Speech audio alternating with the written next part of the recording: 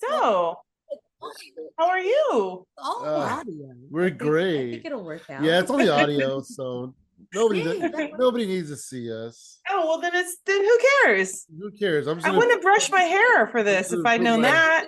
I should have Oh my warned you God, I about it. brushed So my hair like, and everything. do not brush your hair warning. This is only audio. Okay, well, that's perfect. I will start giving that disclaimer out when I invite people on the show. Hey, what's up, everybody? Welcome to Hypothetical Comedy Podcast. I am Funky Sam Medina. And I am Athena Rodriguez. And we're here with comedian Eerie Diamond. How are you doing, Eerie? Hey, how you guys doing? Oh, doing good, doing good. Great. So good to see you. It's been a while since we hung out. Yeah. Seen you. I'm gonna ask. Okay. So we were discussing this, but we were wondering how did you get the name Eerie? Yeah, where did the name Eerie come from? Oh, yeah. Oh gosh, that's easy. No, guys, like, come on. In the goth scene, everyone has like a nickname, right? We're kind of like a bunch of like rappers or something. Everybody gets a fake nick. That's why I always think it's funny. Everyone always makes fun of the goth scene. They're like, "Oh, you know Nosferatu? Is that your nickname?" It's like, you know what, fucker? Like, I don't know one hip hop dude that's not a DJ, whatever. Like, shut the hell up. So anywho, so yeah, so it was kind of like a my real name is Evelyn, and people used to call me Evie, and so it was just kind of derived out of that. Okay. So yeah, but my friends all call me Eerie, so that's the reason why I went by that for my stage name. So when people call me Evelyn, I'm like, am I in trouble?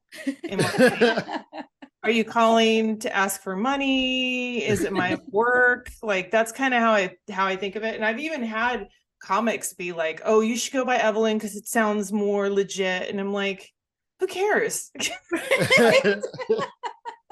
What? Right? Exactly. Who I am. That's what my friends call me. So why would I go on stage? Yeah, I am Sir, Sir Evelyn, like, it's fine. Like, and Diamond's my real last name. It's on my passport. So, there you go.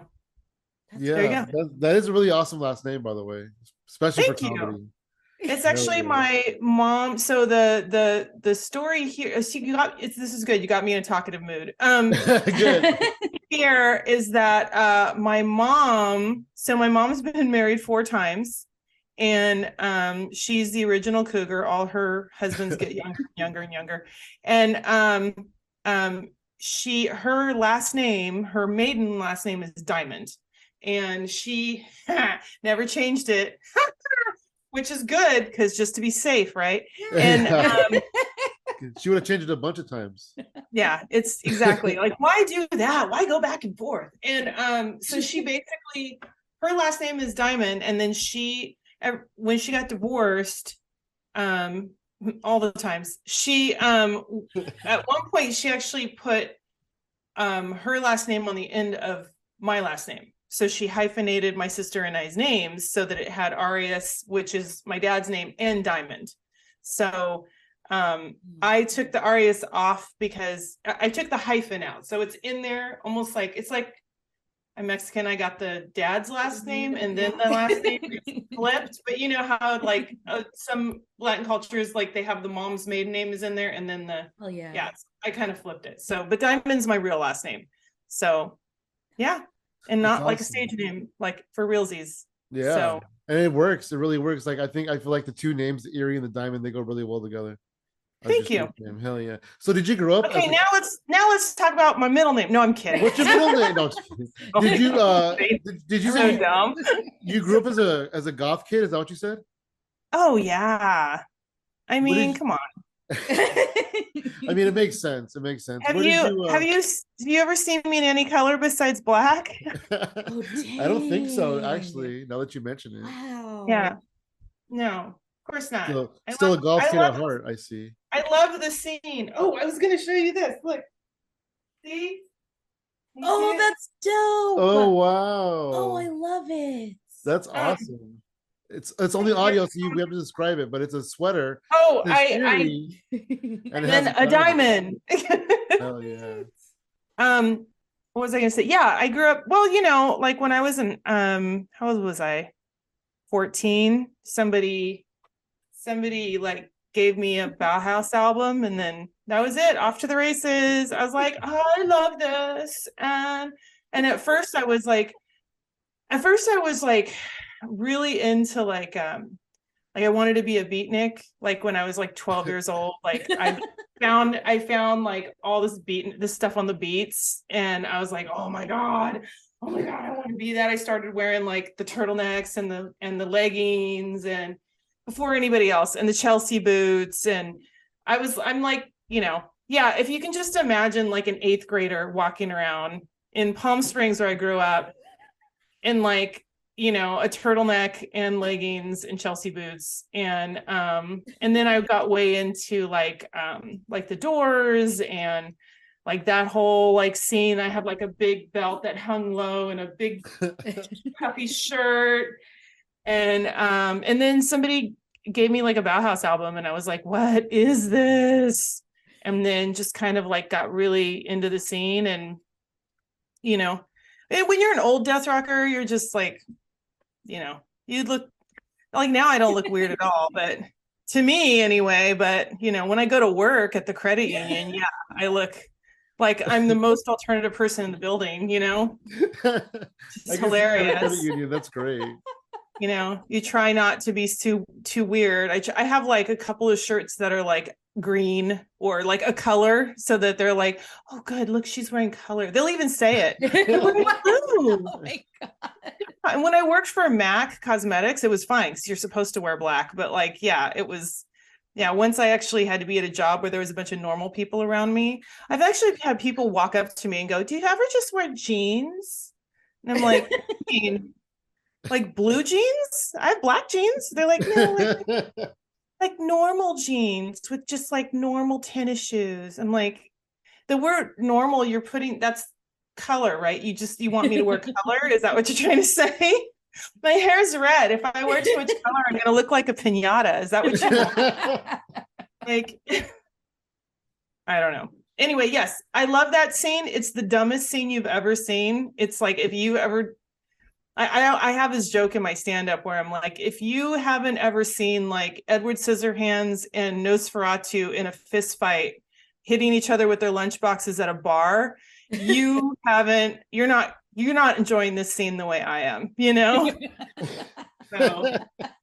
it's the dumbest scene, and I fucking love it. I love it so much, but it's ridiculous. It sounds so fun dumb. and ridiculous.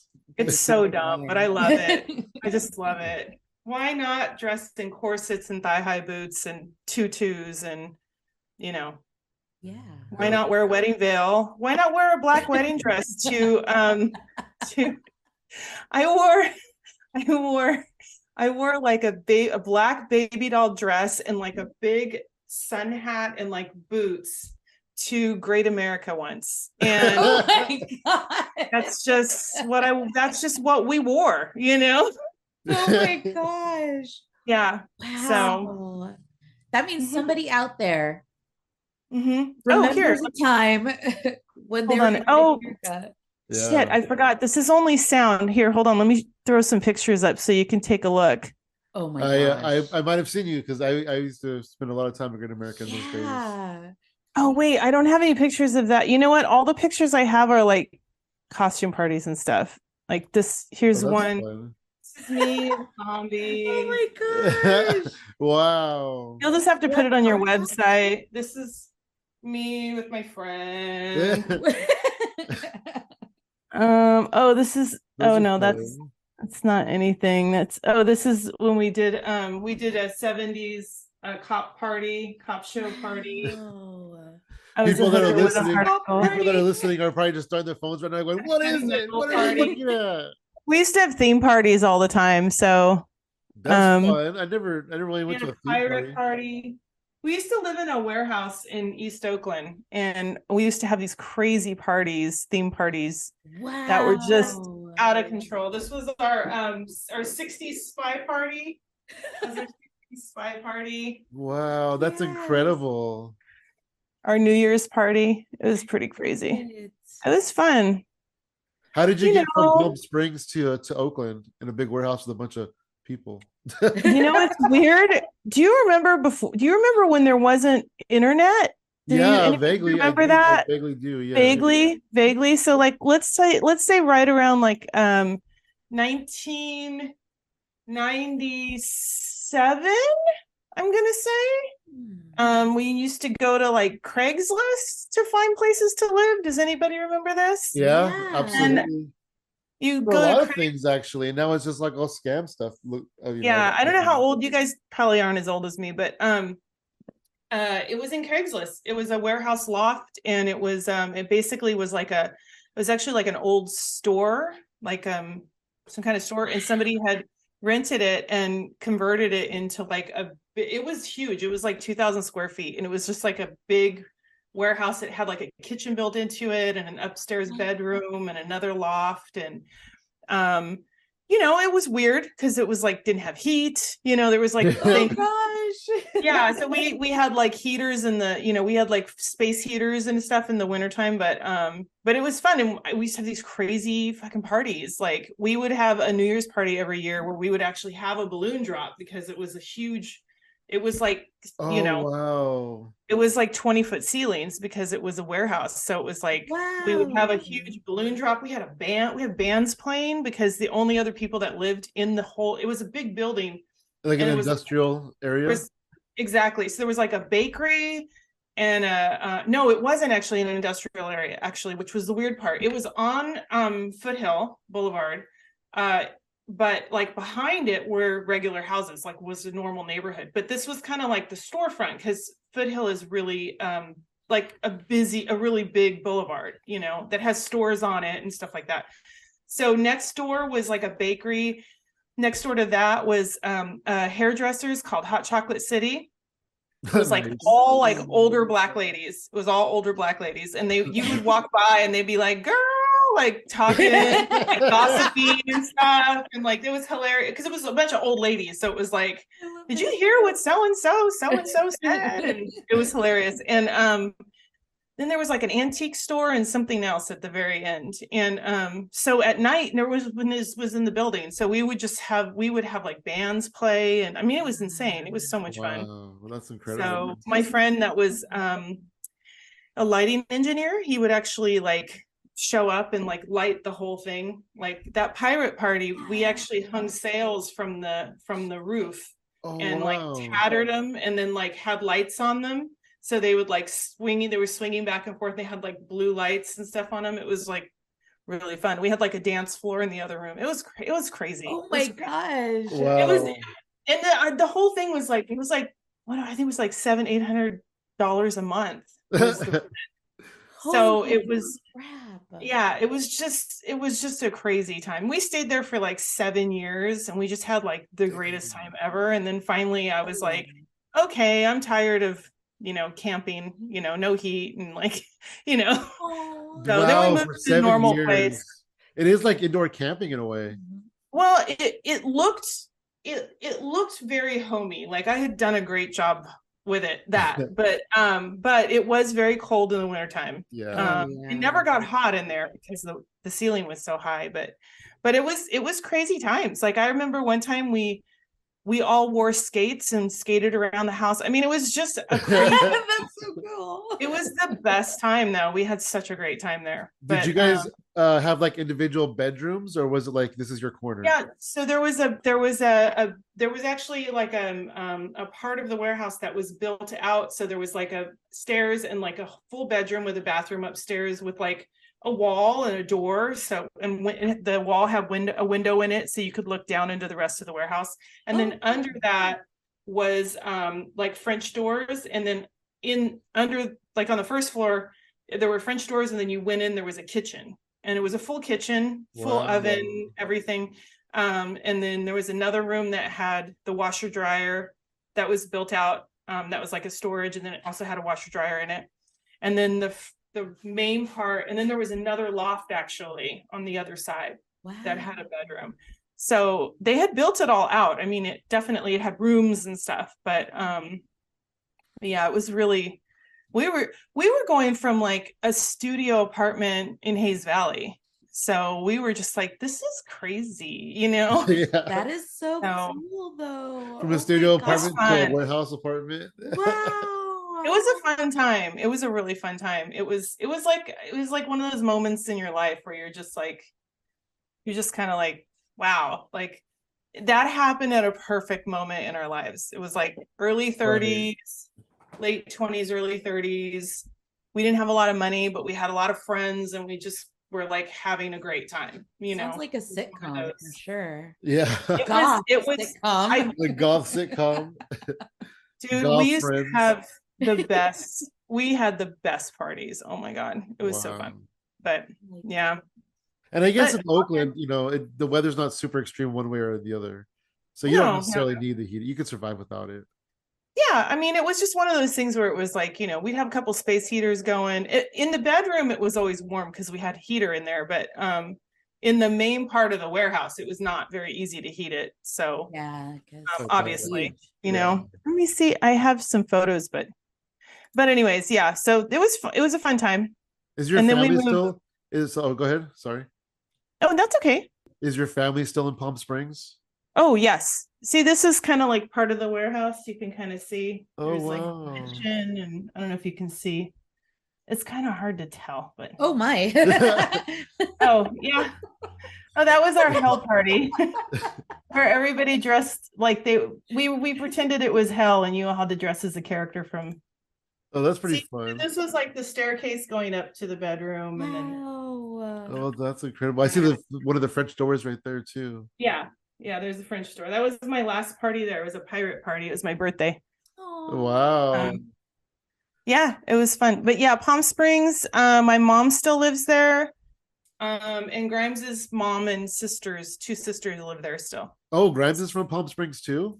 Yeah, we met in high school. Oh, wow. I didn't know that. That's awesome. Yeah. We were just friends though. At the time in the warehouse. No. When we were in In high Palm- school. That's where the warehouse was in Oakland. That was in Right. East Oakland on Foothill and Fairfax. Okay, so he wasn't in the group that moved up to Oakland with you? No, he was. Okay, here let's clarify things here. So here's what happened. He and I knew each other in high school. We were friends. That's it. Then we graduated. Then we started dating. And then we were like off and on. And then I was going to move up here after I graduated from high school. I went to junior college for like a year because I graduated early. So I wasn't 18 when I graduated. So my mom made me wait because she didn't want me. She told me I wasn't allowed to leave because I wasn't 18 yet. So then I stayed home and I went to junior college. And then when I finally got enough money and everything, I was going to move up to San Francisco, and Grimes and I were dating at that time. So then I was going to move up, and then he decided to follow me. He called me at work one day and said, "Can I just come with you? I got accepted to San Francisco State. Can I come with you?" I got accepted, so can I come with you? And then I was like, "Sure, come with me." So then he moved up here with me. Oh, Wow. That's That was in 1990. It was 90. So July of 90 was when he moved up here. Okay. So We you were moved up here. okay, nice. Excellent. That's Yeah. awesome. And so We moved up together. nice. Hell yeah. So That was before the warehouse and stuff. oh yeah. Okay. No, okay. we lived up here for like 5 years all over, and we got married. And then after like a couple months, like maybe 6 months after we got married, we moved into the warehouse. We were there Oh for, like, wow. That's something like that. awesome. That's super fun. Yeah. At what point did you guys decide to like leave that and kind of pursue a more normal life? Normal. You know, it just got the big thing about the warehouse was it was like we were subletting from some guy who lived in New York. And the people, because it was a sublet, the building ended up getting bought and sold. And at one point it was like, you know, no one was really taking care of the warehouse. So there was like a leak in the ceiling at one point and stuff. Oh yeah. But there was really no one there to take care of it because there's not like a property manager, Yeah. because it was basically like a sublet from someone, and it wasn't necessarily zoned for someone to be actually living there. And so it was time, you know what I mean? It was just time to move into something that was a little like maintained and up to code, things like that. You know what I mean? So we had fun, but it was like there was a point where you kind of gotta, you can't live that way forever. So so we just moved and we rented a housey house, and then house-shaped house, and in actually on the street over from where our house is now. Oh, that's cool. Yeah, we rented a house on the next street over for like 4 years, 3 years, 4 years, something like that. And then we actually bought this house, which is like behind and down a couple of doors. So cool. Yeah. Staying in the neighborhood. Yeah, definitely moving up. Yeah, we really liked the neighborhood. So that I'm glad that we found this house because it worked out really well. But yeah, that's cool. So that's our saga. How long have you guys? It's a fun saga. Well, it was how long have you guys been together for? We got together in 2010. But we previously went to middle school together. Oh, really? Oh, how funny. We weren't even friends. We weren't even friends. We were like just acquaintances. Okay. Okay. And then interesting. And then we kind of reconnected again, the age of Facebook, right? And she was doing stand-up comedy. And that was my dream to do. And so I started going and started hanging around. Yeah. Is it still your dream? Really? Yeah, sometimes it is. Sometimes. Yeah. No, really, it really is. Yeah. It's my dream to just like you know how it is. You have a great set and you're you know what I mean? And then, it's just I always tell the story of like I did Cobb's one night and it was packed. It was like 500 people. I had a fucking great set and like just destroyed. And I was like, yeah. And I got off stage and I was like, I'm gonna get a manager. I'm gonna get a fucking Netflix special. And then like the next night I did like a bar show and just fucking bombed, just ate shit the whole time. And got off stage and was like, I'm just gonna quit, I think is actually what I'm gonna do. And like it was just like the duality of like yes, like one day to the next was just like so enlightening of like, oh, I hate it. Like terrible. I totally know what you're talking about. I had a complete opposite experience one time. I was first started out in comedy. I was doing a show at a bar, open mic in San Jose, and there's these frat boys right in the front row, and like I'm just like telling my jokes, and I can hear them going, "Oh, this is terrible! This is terrible!" I can hear them like saying that to each other, and I'm just like, "Oh, okay, whatever," just chucking through my jokes, whatever. I just feel terrible about myself.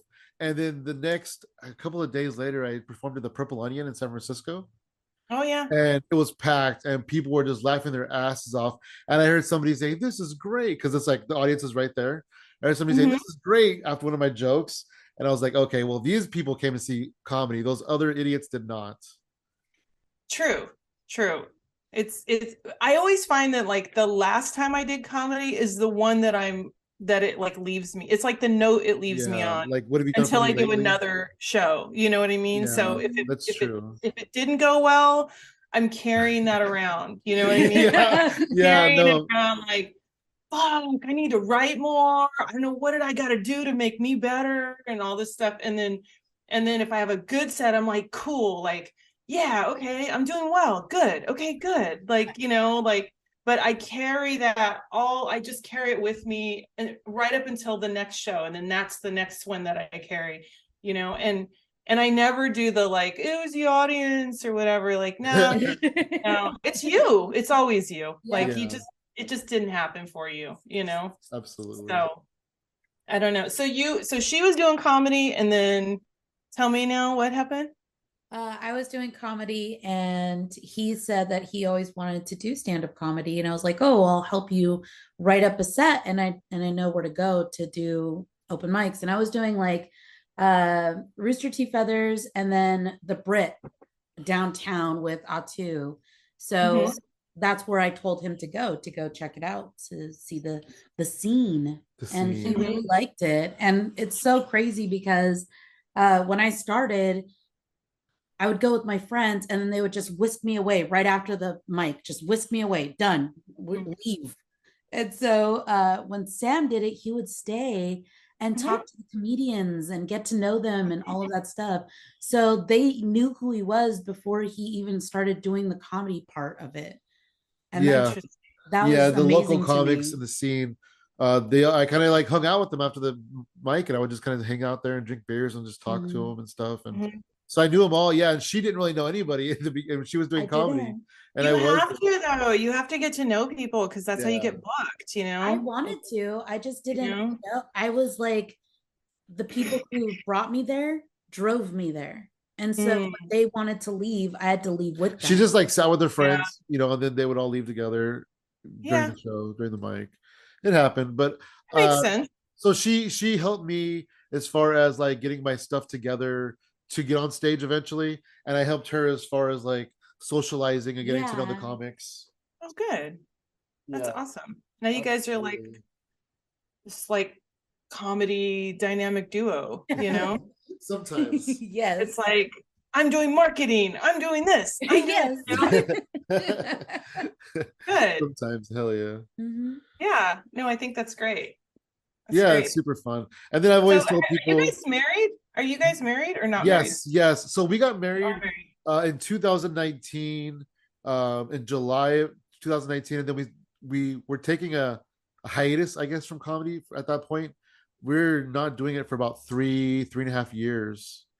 And that was same month we started doing it again. That's when we got back into it. Yeah. Okay. You And did a then the stop. pandemic and then Yeah. the pandemic hit. Yeah, Got that it. was the best timing we had ever. We were Yeah. like, yeah, and then it stopped. We were having so much fun, yeah, in the pandemic. Yeah. I know the weirdest thing happened when I was doing really well as far as getting shows. And when the pandemic hit, I was like strangely happy. I'm like, oh, I can really take like a couple weeks off, Yeah. no shows, go back, kind of relook. Cause I feel like when you're you got your regular job plus you're doing comedy and you're doing it pretty like 4 or 5 shows a week, you don't have a lot of time to like write new stuff, you know what I mean? And I feel like I was kind of falling back on the same stuff, and I was like, oh, awesome, all the shows are canceled, sweet, I'm gonna like spend this time, get some new stuff, and then get back out there. And then of course it just went on and on and on and on, and I was like, okay, you know, I guess I need a lot of new stuff because it was just, yeah. But it was interesting. How did the pandemic treat you guys as far as like, trying to get out there, trying to do stuff, trying to write, stuff like that? I don't know. Yes and no, right? Good and bad. Like I Yeah. feel like we had a lot of momentum in person comedy doing shows. Mhm. We in the month of March we had 3 weekend showcases in that month of March, going into Wow. March, right? And we only got to do one of the three. Mm. And I was so bummed about that because that's what you want, right? You want those weekend Yeah. showcases. And so, we kind of started taking our stuff online, and we went online with it. And Yeah. we had a really good online presence for a long time, and we made a place for people to come and do comedy and hang out and play games and just different things online. So we had a pretty good time as far as what we could do online with Mhm. people and stuff like that. How about you? Yeah.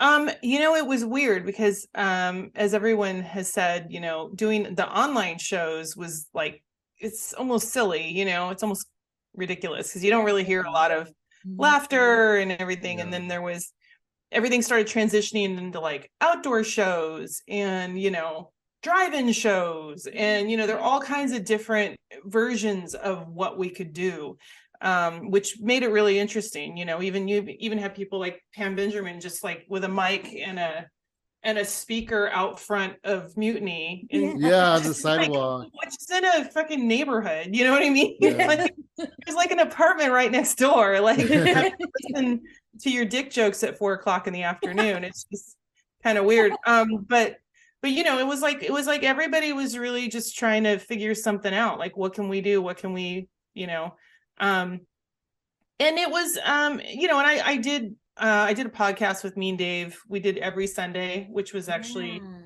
kind of fun. And until, you know, the pandemic was sort of not it was sort of over. So then we stopped. But and then we did you know, and I started Match Game Apocalypse, which is still going really strong, which is just the It's weirdest amazing. thing. I incredible. love it. It's Talk about thank that. you. Yeah, talk about that for a second, because Yes, that's incredible. please. I super thank you so much. You know, I have to tell you, that is all Grimes. He my by the way, who I don't know why I'm doing this in the microphone. Anybody who doesn't know who Grimes is, that's my husband.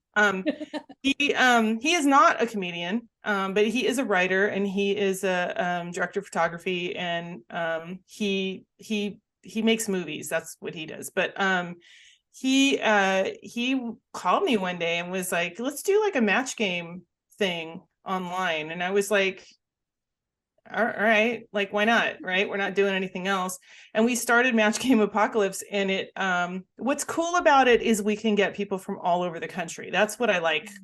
That's the one thing about Zoom that makes it really cool, is that you know, we have 2 people from New York, we have people from Florida, we have people from like everywhere that zoom in to do the show, to the point where it's like, you know, somebody that is Satan, and we have Gorilla X, who a gorilla, and I was gonna say, I do like the variety that you have, because you don't have just comedians. You have burlesque, you have Satan, you have this wacky people. Yeah, I have. So my core group of friends is actually they're like one of my best friends. He actually runs a show called Hubba Hubba Review, which is a burlesque variety show.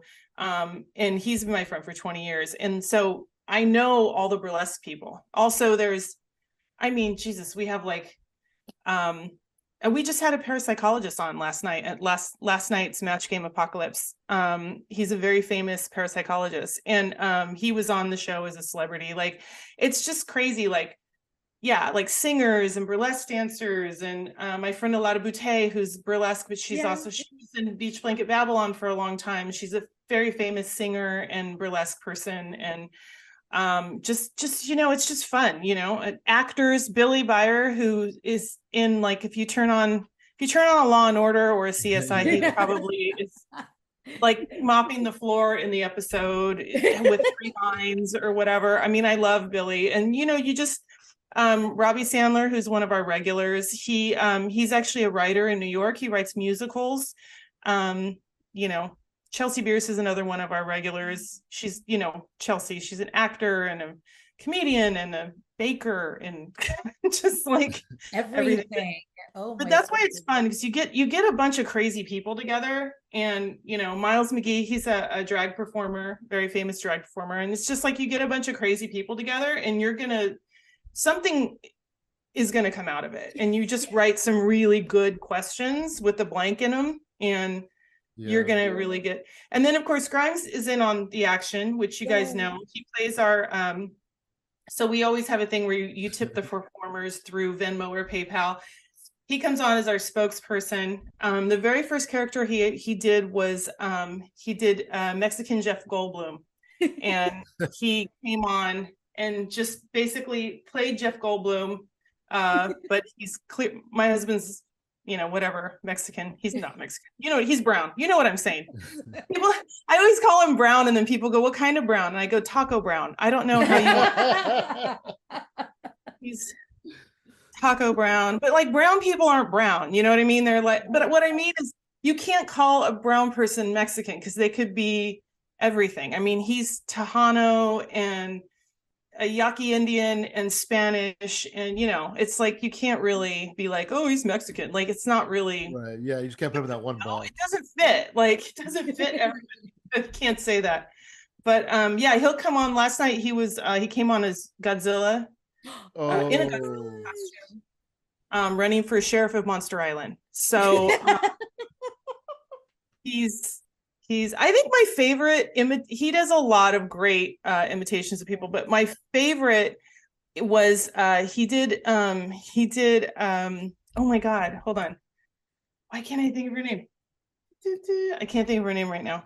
I'm sorry. He did a great John Malkovich too, which was fantastic. Yeah, which he's is really fun. He's really good. I love it. he loves it too, man. He loves it so much. He came out as Olaf. Were you guys on that show?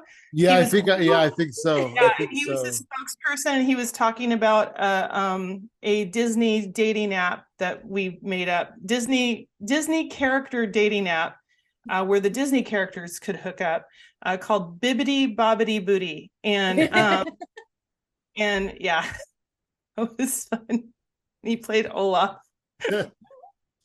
That was fun. It's a really fun show. It's insane. It's an insane show. It doesn't make any sense. It goes off the rails very quickly. It's so insane. It's so fun. That's what makes it so fun, though. I think the insanity of it. Absolutely. Yeah. Everybody you're just like, what is happening right now? Like, Yeah. it was funny. There was a fight broke out where everyone was talking about like what I said a word and I can't even remember what it is now. And they said, I don't think that that's the correct way of using that word. And then somebody else was like, I do think that was the correct, unless they used it in this sentence. And I was like, I said, it's so ridiculous when smart people fight. It's the dumbest. Like, what is wrong with you guys? But anyway. Where can people find that? Where's that available? Yeah. Oh. So we run on a few platforms. There is an online what do you call it? It doesn't matter. You can find it on YouTube. So that's the easiest way to find it. Is you can go on YouTube. It is on like a cable access channel, and it's on a few. Oh wow, really? Yeah, it's on a few online channels as well. But if you That's go to pretty YouTube, incredible. thank you. If you go into YouTube and just put in Match Game Apocalypse, it'll pop up. And there's 50 episodes now. I think we do it every other weekend for we've done it every other weekend except for a few hiatuses for 3 years, almost Wow, 3 years. that's incredible. So you do it twice a month? We do it twice a month usually. Oh, yeah. That's cool. I gotta get back on that because I missed last night's and it sounded like I missed a really fun one. Oh Godzilla. Oh my gosh, I love Godzilla. Godzilla. Weirdest things, the weirdest things are just when we try and figure out what we're gonna do, and it's like, well, it can't be that. It has to be like a spin on that, like it's just, it's always got to be like a spin on whatever it is. So I love it.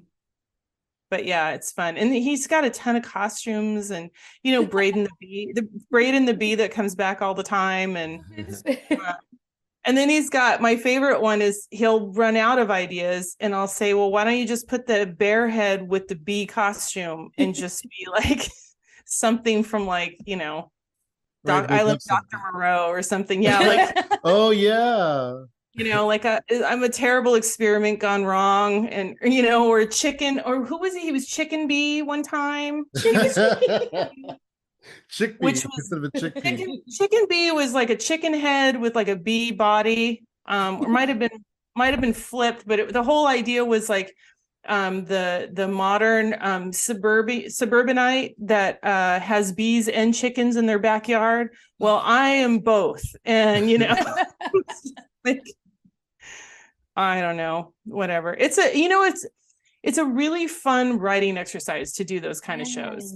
Absolutely. Yeah, because you have to come up with the questions and the theme and like the intermission part. And you got to read the monologue, and then the whole thing. The funny part is, I'm not going to lie. A lot of times we actually book it, or I book it, and then we write it the day of the show. So I'm not going to lie. I'm sure that happens. As a comic, I write a lot of jokes sometimes the day of the show. Yeah. Well, don't you guys think it's funny too when you're doing, and I don't know if you guys have this, where you're on stage and you're doing a joke and you come up with great taglines and you're like, oh, it worked, and you get off, you're like, yeah, that's going on there forever now. Like, yeah, absolutely. No, for real. Yes. Yeah, sometimes the moment or that push is like really the best. It makes you work. I have this new premise idea that it's not really a full joke yet, but my whole what I'm trying to do is kind of say it a few times, because the more I say it, the more I'll be able to like mold it and tag it and things like that. Mm-hmm. Absolutely. I've also had things that have been working lately where because you get to a point in comedy where you're kind of like, okay, I kind of need to like do all new jokes. Like I need to slowly build in a completely new set. You know what I mean? Like I'm really, I'm really just really like leaning on these core jokes that are doing great, but I really need to like switch it up. And I'm starting to do this thing now where I'm taking let's say I try to build out a joke. Like there's one good joke and then I try to build on that joke and sort of make it more of a bit. But then it's great because then I go back to jokes that never worked and I just take one little tiny piece out of it and I go, you know what? I think this little tiny piece is going to work right here. Yeah. And, I love it. Yeah, where it's just which works because like I had a whole thing about being a cannibal and it was this whole thing. Yeah, it was this whole thing about like, I'm scared to fly and I always just try to think to myself, it's okay because if the plane crashes, at least I can eat all these people. Which one would I eat first, right? But it never worked. It never fucking worked. I tried, and when you want a joke to work so bad, when you're like, I love this joke. Yes. I love this joke.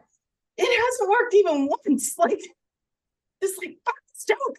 I'm like, so that was the cannibal joke. The cannibal joke never worked. No matter how much I would try and like rework it, it never worked. And but then one night I was just in a frenzy because like I couldn't, it was you know where it was? It was Blue Lagoon, which is so hard sometimes because it's this riotous bar, right? It's really and you've got an open mic that goes on for like 2 hours.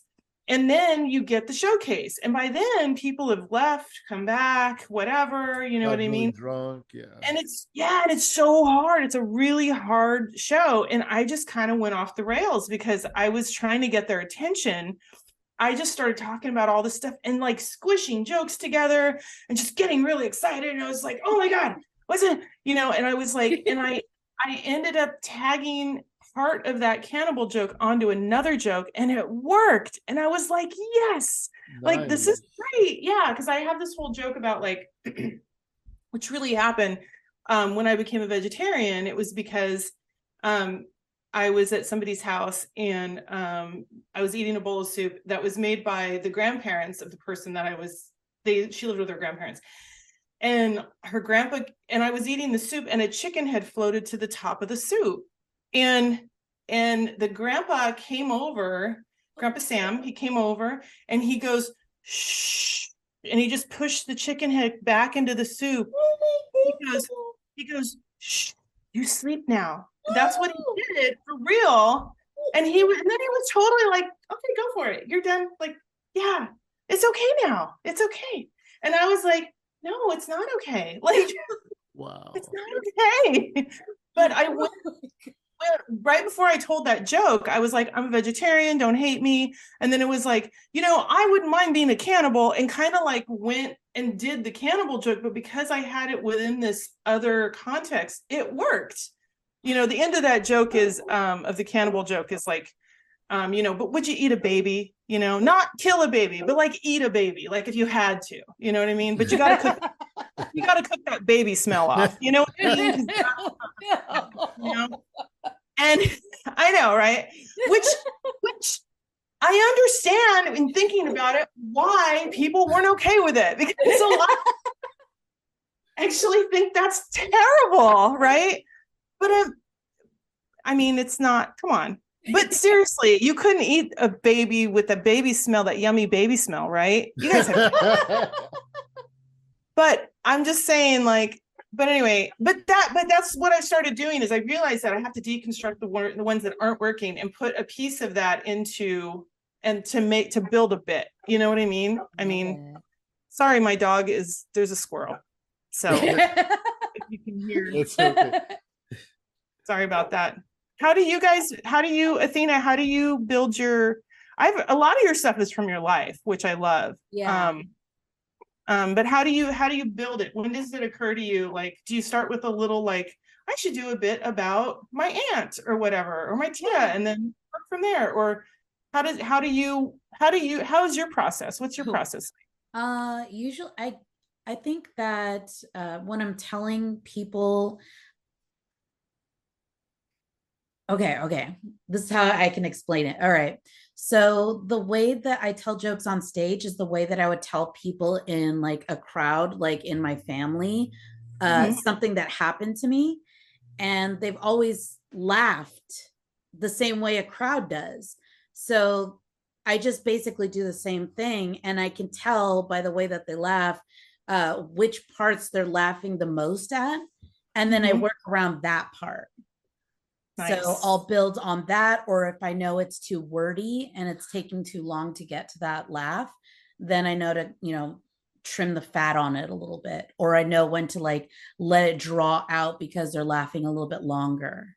So I kind of go by uh, life experience, and then I tell it on stage, and what sticks sticks. Because I mean, the hardest part about it is that there's different um audience everywhere at every different mic. There's different Yeah. audiences, and even though that's the hardest part, it's also the best part, because then you can shop it around and make it universal in the process, I think. Yeah. I have noticed that too, and I've noticed that's first thing that came to my mind was the fact that you're trying your shit out on your family, which is hilarious to me. I can't try nothing out on my family because my mom has a very strange sense of humor. Like she doesn't get it. And my sister's always trying to outdo me. She's always like, I'm funny too. And then like tries to outdo me. And I'm like, shut the fuck up and listen to my set first.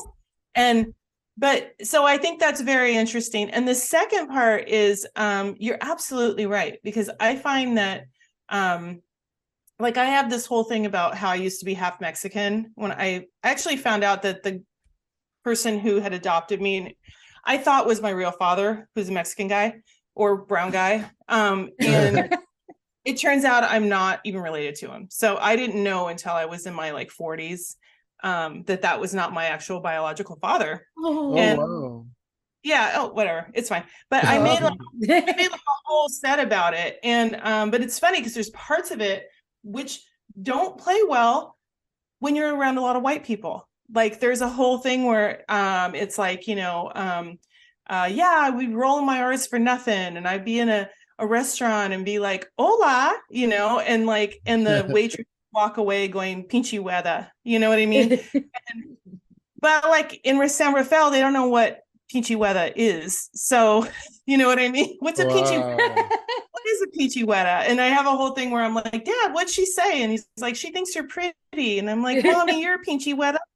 And but it's like, I know, but it's funny because that joke works really well in San Jose.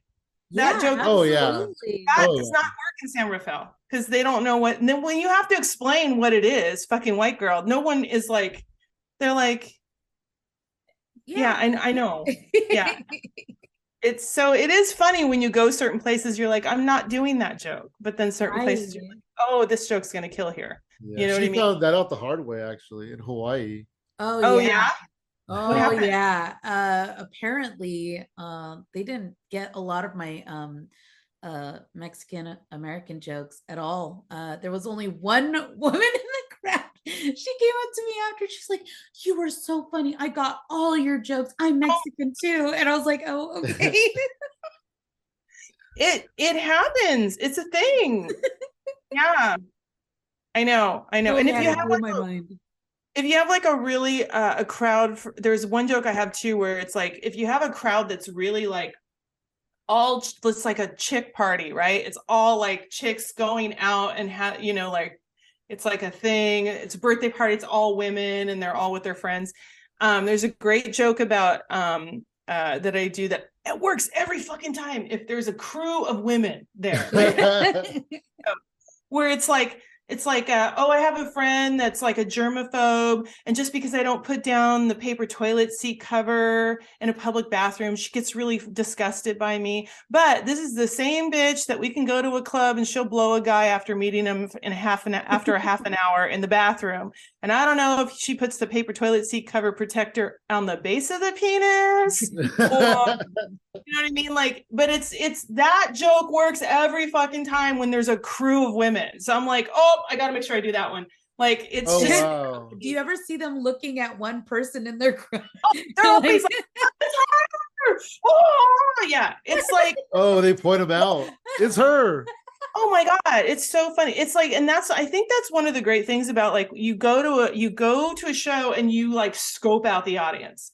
Like I'll never understand comics that stand outside while other comics are on stage before they're going to go on. When you're like, nah, bitch, you need to be in there looking at the crowd. What are they responding to? How is it working? Are they having a hard time grabbing them? Are they having a hard time keeping them? Are they, you know what I mean? Like the ebb and flow of trying to get a crowd to be with you the whole time, you know?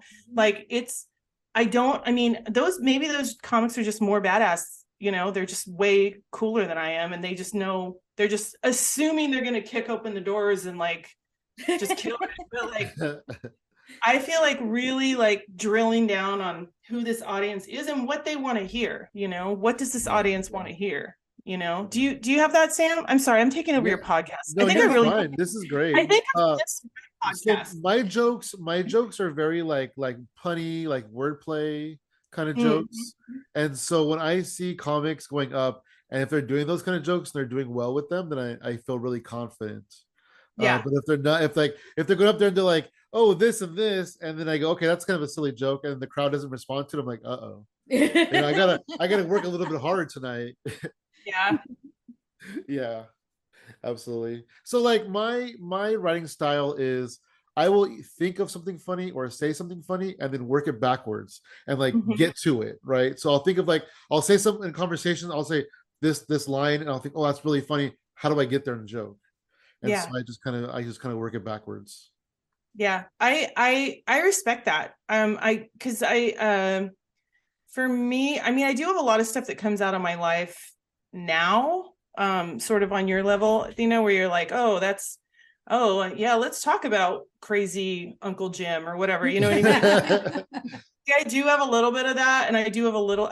I've noticed that when I started, I was making a lot of shit up, like stuff that wasn't even true, like completely false stuff. But then as I've gotten further into, I'm like almost 7 years in now. I've noticed that I'm like definitely trying to be more about things that actually did come out of my life and things I'm dealing with now. You know what I mean? Like, you know, gaining pandemic weight and like that kind of stuff, you know, having the neighbor ask me if I was pregnant, that kind of stuff where I'm just like, you know, oh, that really fucking happened though. Damn. That fucking happened. Wow. Good news. Wrote an entire bit around it. Hell yeah. Totally fucking worked. I told her, so in real life, I told her, no, I've just been drinking a lot and I gained weight because I gain all my weight in my tummy, right? Like Athena, you gain it in your booty. I gain it in my everywhere. Actually, it just goes everywhere. Booty now. first, and then everywhere else. I have like single waist though, but I'm like all tummy. The joke is, you know, I have like a weird dad bod now. You know what I mean? Because it's like all in my tummy. But yeah, like I turned that into a joke, you know, where in the joke, I'm like, yeah, I told her, yes, I'm pregnant because I didn't want to make us both uncomfortable. And then I just figured, okay, I look about 6 months, 3 months, I'll lose the weight, tell her I gave the baby away, you know, just like, but I'm just saying like now I do more stuff about myself, but I will say it for me, it's, I have a hard time just sitting down and writing, but what I do, because I think you guys all are smartasses as well. When you're really good on your feet, you think of stupid shit all the time. And when you say something, you think to yourself, oh, I got to write that down. You know what I mean? Like, yep. Even if it's just a little thing, I got to write that down, you know? And then build on it. Just like you said, Sam, just kind of like build on it. And then the other thing I've done is, when you do think of weird stories that happen, like the neighbor asking me if I was pregnant, you know what I mean? Like, what can I make this into something good? You know what I mean? Like, can I flip it? Like, you know what I mean? You know, or I don't know, like, the other thing that you know, sometimes you need to feel inspired. So, do you guys ever watch other comedians like specials and stuff like that, and that Yeah, kind of inspires you. Like, yeah, definitely. yeah, like, wait a minute, I had a weird situation that's similar to that, but different. Let me write my own version, kind of thing. And then I used to watch Whose Line Is It Anyway all the time. Oh I yeah, love that show. that show Yeah, is super fun. that was so good. And I'll never Yeah. forget there was one that was terrible names to name a racehorse. And I was like, ooh. And I was like, and I got it, a dead horse. Because you can't beat a dead horse. Like, it's just, Nice. I know, stupid shit like that. But but I would make stuff up. Now I'm doing more stuff like out of my life, but it's definitely but it's interesting, isn't it? Like trying to build it out and keep making it funny. And it's great to have a partner too that has a good sense of humor. You guys probably know this. Yeah. Because you can test it on him. You know what I mean? Right, Like, yeah. I'll tell him like a whole thing. Okay, I thought of this. And then if he actually LOLs, then I'm like, okay, I got something. If he's like, oh, I'm like, you didn't laugh though. So fuck that. I'm going back and changing it. You know what I mean?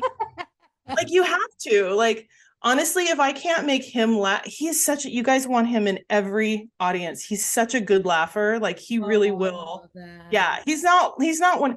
I have a friend who all she does is just go, that's funny. Oh shit. I just want to smack you in the face. Like, you know what I mean? Yeah. That's my comic laugh. I feel like yeah, I feel like as comics we're a little bit immune to laughter. I'll be laughing in my mind like hella loud, but then it just comes out as, oh, that was a good one. Yeah, like I could hear like one of the funniest jokes of my life, and I was just like, wow, that is an incredible joke. And I wouldn't even like react to it. Dad, what is wrong with you? I don't know. Okay, I can say why I'm that way, and that's mostly because when we go out on the scene and we're doing like just open mics and stuff and we have to record, I have to be silent when I'm holding the camera because I laugh at his jokes when I'm recording him. And yes. You're laughing right into that does make sense, actually. Okay, that makes sense. Yeah. So now I got myself trained to where I'm just like, so you're not just like oh my god, yes. This is a fucking video, dude. Well, I can't use this. I saw my set list. I always put my set list on the back of my phone. Oh, that's a good idea. That's a good idea. And then when you walk up, I just keep it flipped, but I'm recording. That way I can, if I lose my place, I can do one of these. You know, you have your water next to it and you're like, oh, I know, right? That's good. So yeah, you know. It's my little trick. I like it. That is really cool. I find myself forgetting things like I'll leave stage and go, oh, I didn't tell this joke. Oh, I didn't tell that joke. Oh, continuously. Not only that, the worst part is when you forget a tag that you're like, fuck, that tag is so good. Yeah. Fucking killed it right at the end. Boom. You know what I mean? Like, it's funny. I have a hard time remembering what jokes I'm gonna like. You know, you build a set and it kind of one joke goes to another joke. Yeah. That's the part I have a hard time with. Remembering the joke itself, no problem at all. I have no problem with that at all. But remembering like, and then this joke, especially if you're like featuring or headlining and you have a longer set, so hard. I have such a hard time. I don't know if it's the drinking or what. I do the same thing. I feel like changing the sequence on how I do my jokes keeps it a little bit fresher for me. Like makes it not feel so like repetitive, or because there'll be sometimes I feel like this weird wave of self-sabotage where I'm right about to tell this joke. I know it kills, I know they like it, I know it's okay, but then my mind is like, I don't want to tell this joke. I don't like telling it anymore. I'm tired of this joke. And I'm like, stop. Let's just get through it this one time. Oh, interesting. How do you guys deal with the self-doubt? Just curious. Or you just hate yourself. Yeah, I didn't know there was another option. Oh my. I don't know. I mean, like you said, you know, I'm only feel as good as my last set, you know, sometimes. Yeah. And so like if I feel like I had a really good set, then I'll feel on top of the world. The last set that I did in person for myself, now it was over a month ago. I should get back out there. I have some stuff coming up in January, but what happened? So I was telling you, it was this kind of a rowdy bar scene, and I was telling my jokes, and I started off really strong, and I told one joke that was probably a little bit too punny for the crowd, and they went, "Oh," They like didn't think that, it was and then very funny. I just sunk from there, like, "Oh, okay," and then I just blanked out, and I couldn't think of anything, and I just crashed and burned, and I felt terrible. Dude, I did this show and it was a fantastic audience and I froze. You ever have that where it Yeah, just that's how I felt, kind of. Yeah, great? I was doing great. I was like 6 minutes in, fucking just doing great. And and everyone was laughing. And then when they're laughing, that's when you're thinking of the next thing you're gonna say. As soon as they start to go yeah, down, that's when yep. you hit them. As it were going down, I was like, fuck, what was I gonna say? And I fucking froze because I was too long in the what am I gonna do next? Like I just froze in it, and you pop back up, and everyone had stopped laughing and they were just looking at me, and I was like, ugh. And it's almost like you got to start all over again. Yeah, it really Do is. an opener joke to get this party started again. Like, fuck, you know what I mean? Like, Yeah, you got to build that momentum all the way back up again. it's just, and I want you to know, you guys, as stand-up comedian, you guys haven't been doing it that long though, right? You've been doing it like I mean, you guys are both For a really while. good. Yeah, Yeah, we've been for a while, I but we had started. that break. I started in Remember? 2010, but I had like a 3 years off, and she she Yeah, started yeah, in yeah. 2009 for her. Okay. Oh, then you guys have been doing it for a really long Yeah. time. Okay. No, I mean, I've always seen you around, but I always wonder if we started at the same time or if you were a little earlier, or Well, did you because start in 2015? Because you said 7 years. yeah, like 7 years, whatever that So is. it looks like, I Whatever. think you started during our time away, Yeah. if that's the Okay. case. And so when we came back into comedy in 2019, you were like Eerie Diamond, Blondies. You were like, it was like, wow, Oh yeah. she's so cool. This show looks so cool.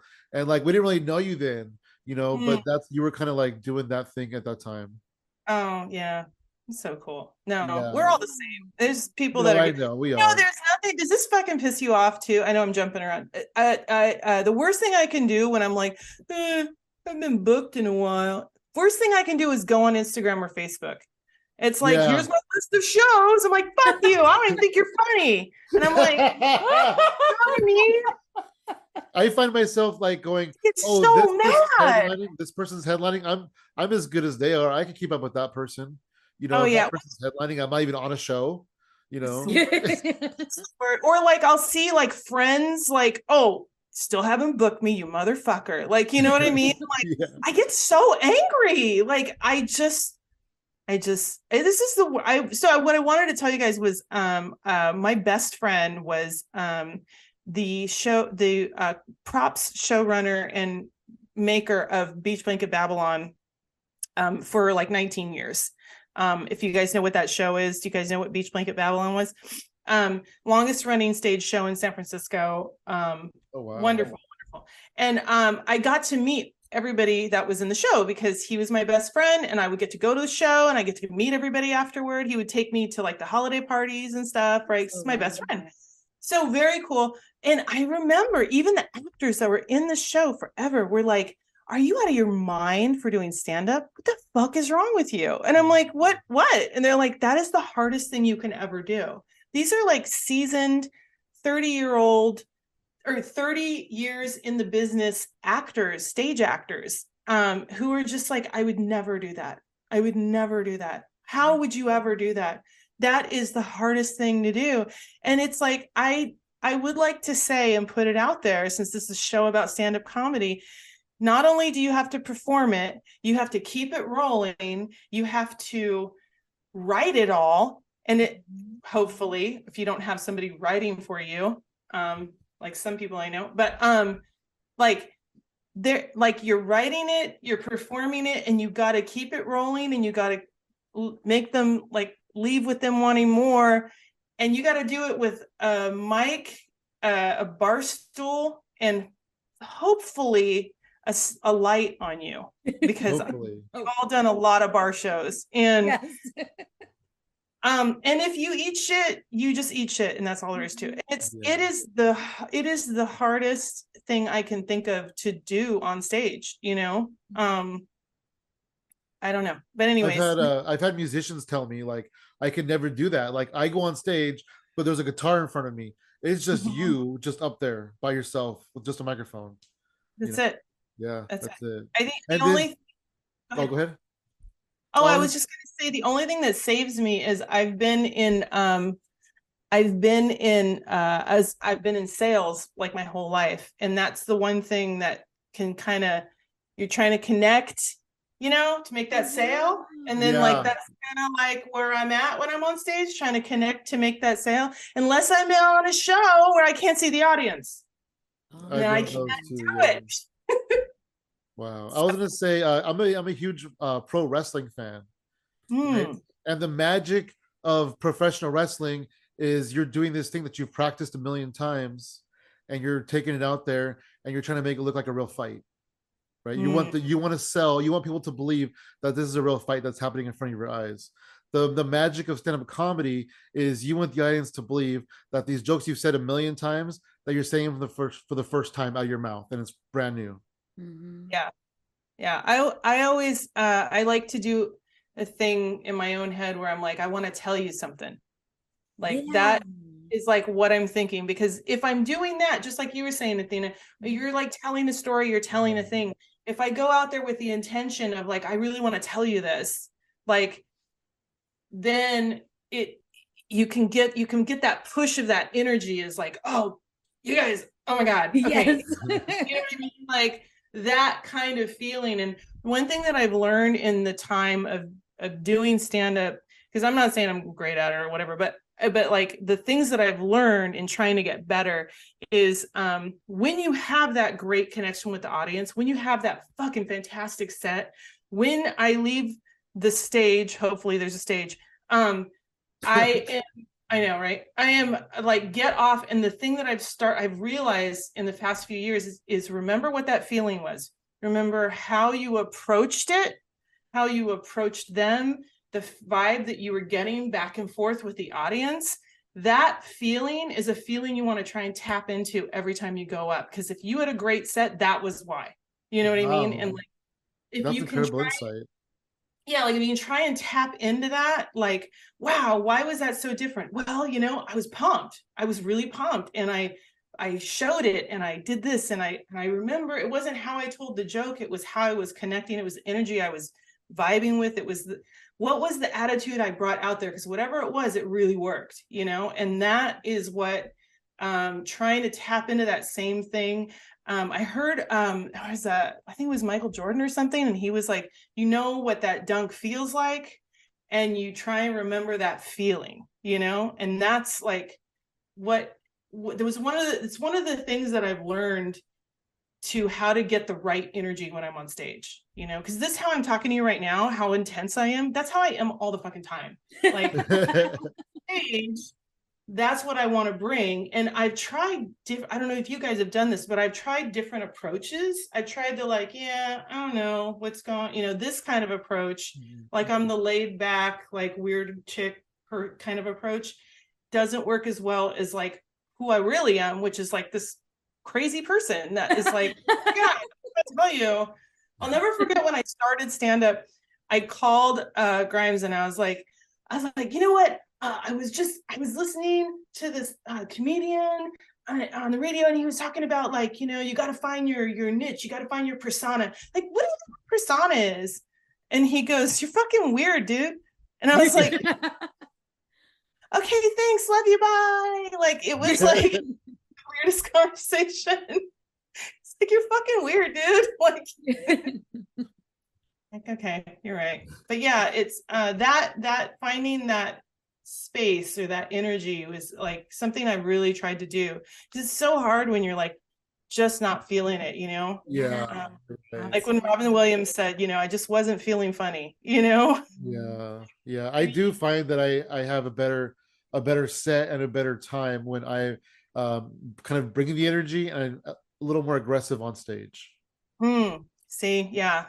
Yeah, but it's hard to ramp up to it, It is. Yeah, it really It's is. really hard. I find it really, really hard when I go to a show and I don't know any of the other comics. Because I don't feel included. I feel like an outcast, and then that makes me all like being all, man, I'm like the outcast. And then it's really hard to ramp up that fun energy when you're just who's this old weird chick that came to the show that's not a 25-year-old in a hoodie. White dude in a hoodie who's going to talk about how broke he is, like Yeah, right. this Tinder, like I'm like, I don't know.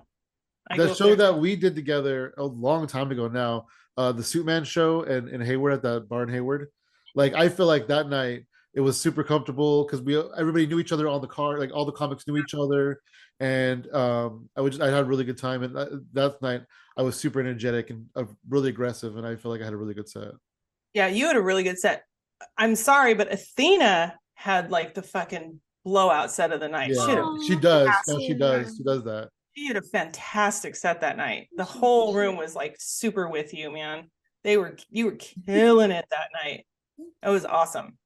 But again, bar show. If anybody, honestly, if you can kill at a bar show, like you're gonna be fine at like a regular, Yeah, absolutely. fucking playing darts in front of you and shit. Like, it's right next to you. At least shut the pool table down. Yes. Oh my God. That's one thing. I remember this bar that we used to do when we first started doing comedy. Like between I'll tell a joke, and instead of hearing laughter, you hear pool balls hit each other. Oh yeah, absolute 100%. Or the best one is when there's like a game on, and you're like, I've done where I did one where there was actually a game. They had it on in the adjacent room, but everyone was so loud. You would like do like a song, like, and then blah blah blah, like the punchline, and then everyone go, yeah. And I was like, oh, thank you. I thought it was good too. Like it was just ridiculous. Like, yeah, it's bar shows are ridiculous, dude. Yeah, I did one the other day, and my friend Enosh. You guys know Enosh? He's amazing. Yeah, absolutely. Enosh, and he was doing his set, and this guy just goes, "You suck dick," and he was like, "Huh? I'm sorry." And he has a very soft voice. Yes. I'm sorry. I'm sorry. What did you say? And he's like, "You suck dick." He's like, "Oh, okay." He's from Turkey, by the way. He's a Turk. For anybody listening at some point, yes. Weird accent because he's from Turkey, and he's like, "Oh, okay. Well, I guess I am coming out tonight. After 40 years, I guess I'm sucking dick tonight." Just totally made it hilarious. It was awesome. He is very funny. Yeah, like, nothing better than someone screaming "You suck dick" right in the middle of your set. That's the best. Well, it makes me feel better about myself, I guess, because Enoch is very funny. Oh, you'll get it someday. Someday you'll get a "You suck dick," and you'll know exactly what to say. I'll just repeat that in my Turkish accent. Just bring it out. Oh my God. But anyways, so yeah, awesome talking to you guys. Hell yeah. Do you have any? You don't have any current podcasts, right? Your podcast you're not doing it anymore. It's funny. I stopped doing it because I was going to rework it, and then I just never put it back together. And I need to do that because I love talking to people and I love interviewing people. And you guys have been so much fun to talk to.